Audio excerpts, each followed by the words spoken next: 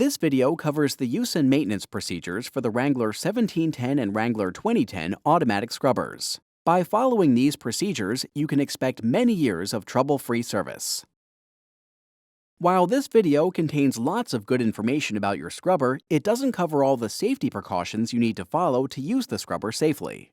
The safety precautions are on the first few pages of the operation manual, and if you haven't read it yet, you should do that now. Before you start using the scrubber, there are a couple of maintenance tasks you need to do. When the scrubber is done charging, it's time to check the water in the batteries. Put on your safety glasses and rubber gloves because you're going to be dealing with battery acid. If you get battery acid on your skin or in your eyes, rinse the area with cold water for 15 minutes. If you accidentally ingest the battery acid, seek medical help immediately. Unplug the battery charger and check to make sure the recovery tank is empty. Inspect the ball float to make sure it's installed correctly. Place the recovery tank lid on the floor. Using the foot pedal at the back of the machine, lift the scrub motor.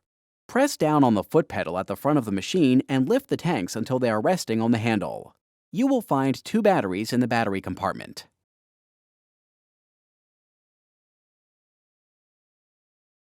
If your machine has wet cell batteries, each battery has 6 cells and each cell has to be checked. Remove the battery caps and look inside each fill well. The water level after charging is complete should be just below the bottom of the fill well. If the water level is low, add distilled water until the water level is just below the bottom of the fill well.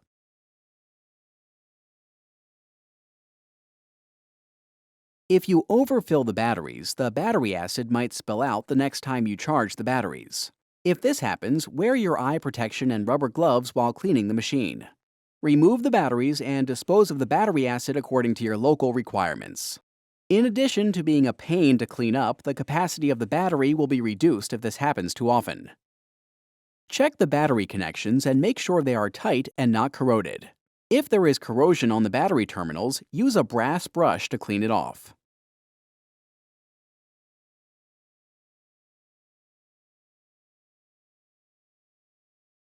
If you have a corded machine, inspect the cord for damage. If the cord is damaged, repair it before using the machine. Inspect the scrubbing pad.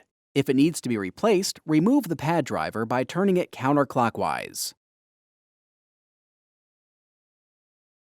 Squeeze the spring clip on the pad holder to remove it from the pad driver. To make it easier to put on the spring clip, place the pad on the floor and step on the center hole of the pad.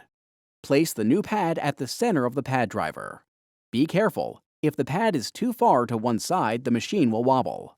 Put the spring clip back on the pad driver and press down until you hear it click twice. Put the pad driver back on the machine by lining up the openings in the pad driver with the drive casting and turning the pad driver clockwise.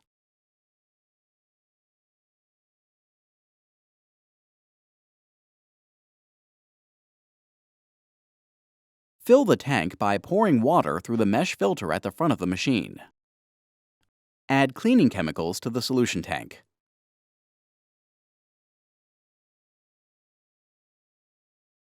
We recommend you use a defoamer in the recovery tank.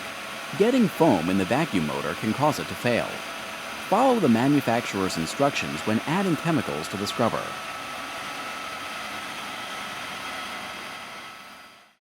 There is a fill gauge at the back of the machine to let you know how much solution you have left. Now that you've checked the batteries and the scrubbing pad, it's time to scrub the floor. Press the power button to turn the machine on. Lower the scrub head by using the foot pedal at the back of the machine. Pull on the solution lever to allow water to flow. Turn on the scrub motor and the vacuum motor, then lower the squeegee.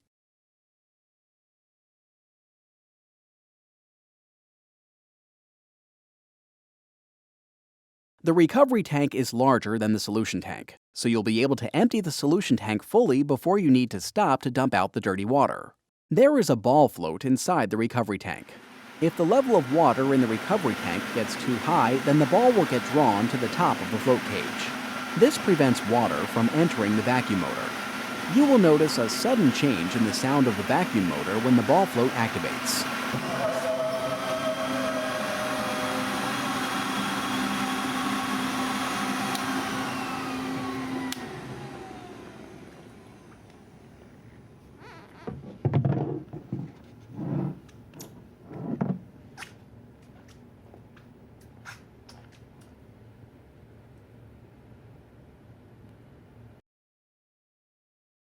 To empty the recovery tank, back the machine over a drain and lower the drain hose until the water starts to flow.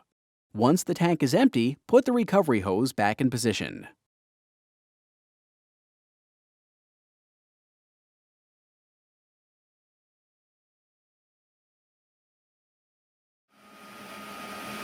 Your machine is equipped with a battery meter. If the battery charge gets too low, the battery meter will automatically turn the machine off. When the last yellow LED on the battery meter starts blinking, you only have a few more minutes of power left. When you're done using the scrubber, you need to do a few things to get it ready for storage. First, you need to drain the solution tank. One way to do this is to pull the sight tube off the fitting near the solution valve and use the vacuum hose to suck the water out of the solution tank. Drain the recovery tank, then use clean water to rinse the tank thoroughly. Leave the lid off to let the recovery tank air dry. Rinsing and drying the tank every day will prevent the tank from developing a bad odor. Remove the squeegee and inspect the blades. If the blades are torn or worn, replace them. Clean away any bits of debris from the squeegee blades. Debris that gets stuck to the blades can make the blades leave streaks when you're cleaning. Allow the squeegee assembly to air dry.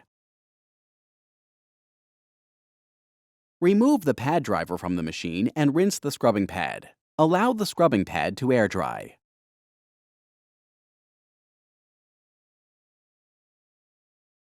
Make sure the machine is off, then plug in the battery charger. Charge the machine whenever you're done using it. If the batteries are very low, it can take up to 15 hours to charge them back up. Not giving the batteries enough time to charge is a common cause of poor battery performance. Be sure to allow enough time for charging.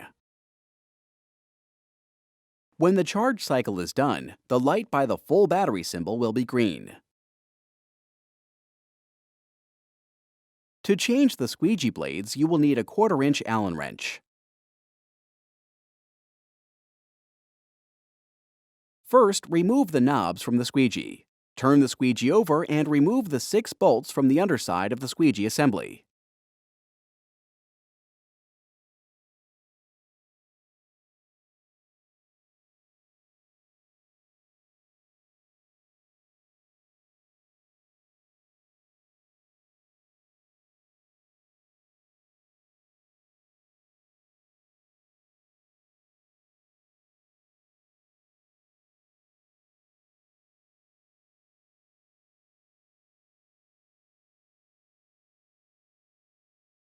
Gradually pull up on the squeegee blades until the inner channel comes loose.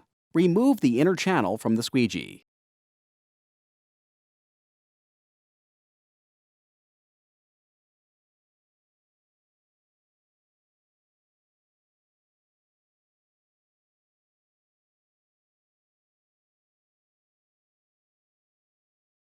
Remove the old blades and place new blades into the squeegee housing.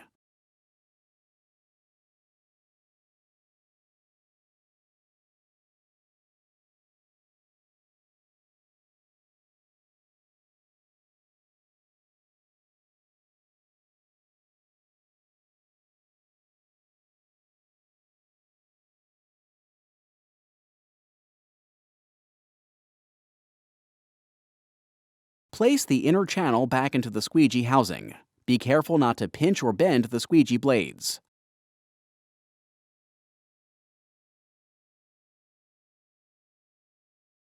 Install the bolts and tighten them with the Allen wrench. Note that the 2 longest bolts go next to the opening in the squeegee. These are the bolts that hold the knobs.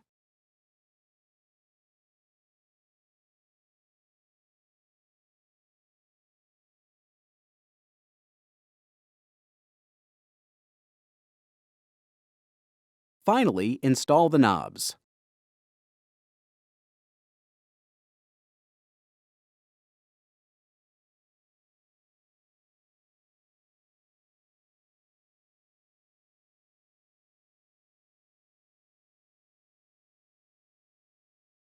Once a month, inspect the casters and wheels. Remove any debris that has accumulated near the axles or the swivel.